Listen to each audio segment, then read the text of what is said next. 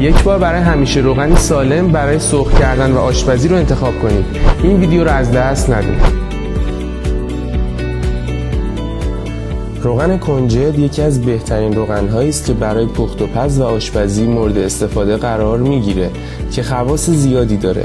برای سلامت قلب و بهبود فشار خون مفیده، به سلامت چشم‌ها کمک میکنه، کلسیم موجود در آن برای سلامت استخوان‌ها مفیده، همچنین طبع گرمی داره و از کمخونی هم جلوگیری میکنه.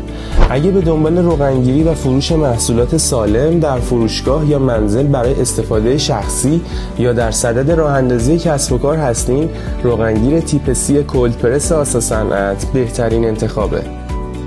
دستگاه روغنگیر رومیزی تیپ سی قابلیت روغنگیری از کنجد، سیاه‌دانه و مغز آفتابگردان رو داره.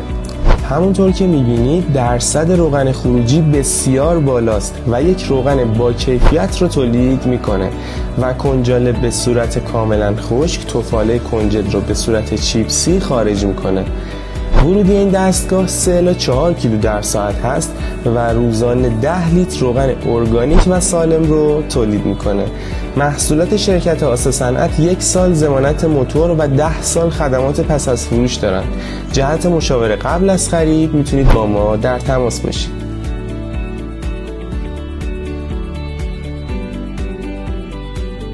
آسا صنعت، ارمغان آسایش و منفعت.